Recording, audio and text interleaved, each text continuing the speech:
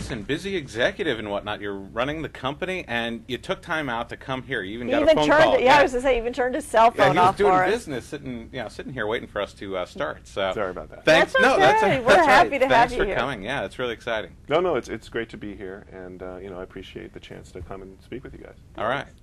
So, Jason, you are the president and CEO of Monolith Software, which a lot of people in the gaming community are really going to understand. Our They may not entire crew was dancing up and down when they heard that, Yeah. that Jason was coming in. So, some of the games that you currently have coming out is Matrix Online, which is like, whoa! As well as you did Tron 2.0. Yes. And some others. What were some of the others? What was one of the big first ones you did? One of the big first ones we did was a product called No One Lives Forever, which then evolved into a franchise. Uh-huh. Wow. That, we have a female lead character who is a sort of a 60s James Bond excellent. type of role model. Cool. Wow, so you're going to tell us how you kind of got there, so we'll be interested in hearing the story. Sure.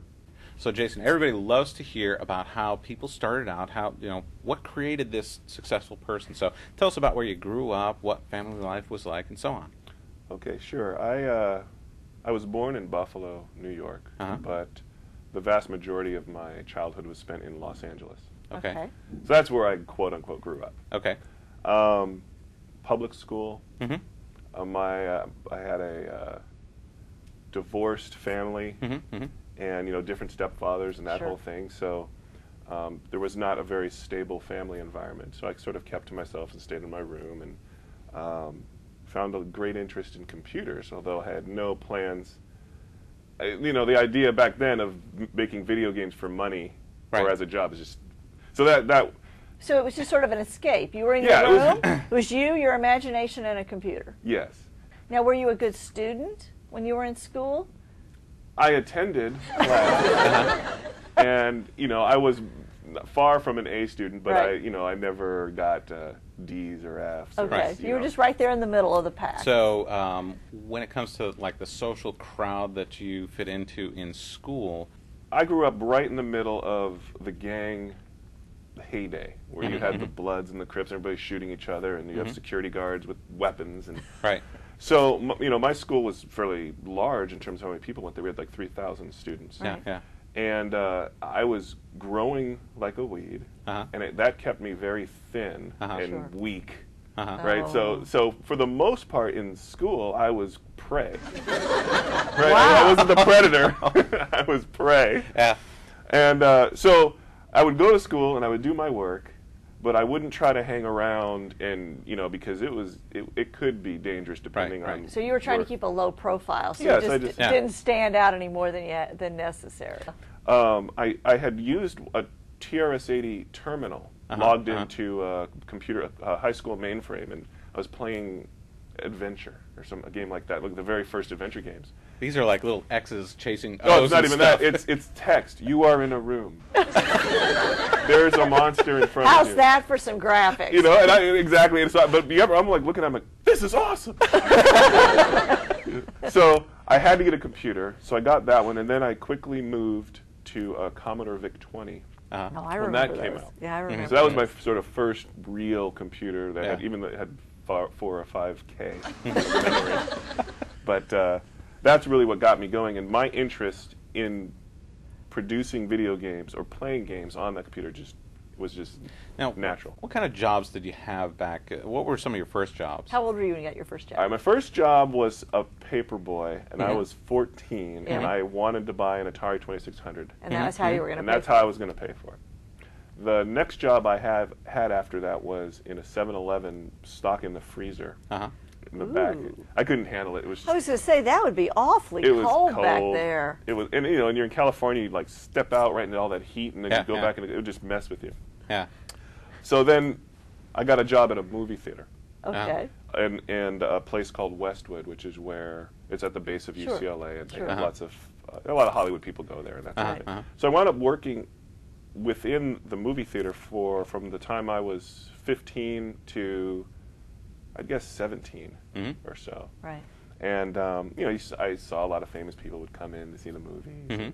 And you That saw was- a lot of movies, too. Yeah, I Yeah. saw a lot of movies. And that was my main staple of income. Yeah, yeah. But I literally did work like 20 to 30 hours a week. So While I would you just, were going to while I school was even. going to school. So that's why I didn't spend a lot of time with school activities. Sure. Right. I would go to school, get my stuff done, and then just go to work. And this is feeding your computer habit. Yes. So how did you end up being a gaming man? I mean, Well, you're okay, always yeah. a gaming man. So how did you mix that business side in there and make it actually a business? And I'm looking through the paper, and there was this company called Broderbund Software.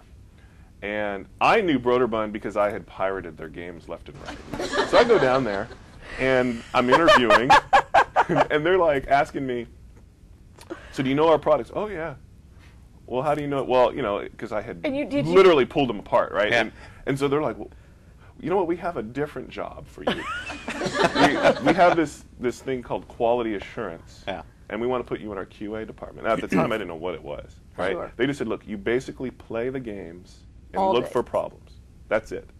And I'm like, and you're going to pay me for this? Okay. Did you tell them they owe you about a back wage? I know, all I the time know. you've been playing? So I'm in the QA department, and this is where I start to learn the process of video game production. Right. Do that. So I started programming for them, and Edmark didn't have anybody who really knew how to create sound effects and do all that. So I wound up programming and then doing their sort of multimedia production. Right.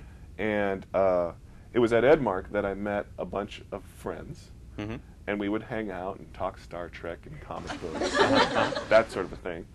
And making educational children's software products is rewarding in that you're helping kids, but it's not technically difficult. Right, right. Right? So we're looking to do something cool. Yeah. So Yeah. we decide, just very much like back when I was at Broderbund, programming something cool for the heck of it, we Right. decide as a group, let's just do that. Sure. So we're doing it on Windows 3.1 Right. at the time. This is pre-95. Mhm. And so we create this demo, Yeah. and we form this we call our group Monolith, just because. What does that Right. mean? Did anything we in were particular? we were at the time into 2001, 2010, those Right, right. movies, you Sure, know, and you know they touch the monolith and they're smarter. Yes. So our Okay. shtick was that we had all touched the monolith, so we're a little bit smarter than everybody. You know, so we just called the group Monolith. So we created this demo and put it out to our friends, and Microsoft got a hold of it, and they said, "Wow, you're really doing some neat stuff in Windows 3.1." Because in Windows, everybody thought of it as slow and clunky, and you couldn't do fast graphics, Right. and we had figured out ways around that. Right. They were complete hacks, but you know, you did it. It's okay. But Microsoft liked that, and they were working on a secret technology Yes. called DirectX. This is Okay. before they Uh-huh. released it, and they were getting ready to launch Windows 95, and they wanted someone to come and work closely with them. And so, thus, Monolith, we basically did a contract with Microsoft, and we left Edmark, and that's where Monolith Productions, the game company, began. Is that amazing? Yeah. Even though we weren't thinking games at that moment. Right, It was right. more of a contract engineering house. Mhm. Wow. Well, this has been an absolutely delightful interview, and I've really enjoyed getting to know you a little better. But what can you share? What would you share as words of wisdom with the people watching, young people coming up? What have you learned that? Yeah, whether they're in computers or not. Yeah, right. Just about Just in life. terms of Yeah. Yeah, just life advice. wow, life advice. You'll have an image of what you want to accomplish, okay? Mhm. Now, you may never actually accomplish that exact image Mhm, mhm. as you try to approach it. Right. But if you keep trying, you'll get part of it, some of it. Right. You'll wind up there and it'll look maybe different. Mhm, mhm. Most of the people that I've seen that have tried for success and then didn't become successful basically gave up. They didn't believe that they would actually make it. And I'm just telling you, there have been, over the last 9 years, many times where I just thought, this is it. It's just Yeah. over, you know, and you got to pick yourself up off the floor. Yeah. And, so I would definitely say that persistence is key. I think it really is about drive Mhm. and discipline. Right. You know, and trying to stay focused on what you're doing. You have to make decisions in your life. If you can't do everything, Right. you know, so you do need to make those decisions. But once you make them, if you stick with them long enough, it just pans out for you in that direction. So- Excellent. And don't do Excellent. drugs. Yeah. Exactly. So thanks so much for showing up today. You're very welcome. It was great. It was very fun. A lot of great questions, and I just hope I didn't talk too much. That's quite all right. Thanks. Sure.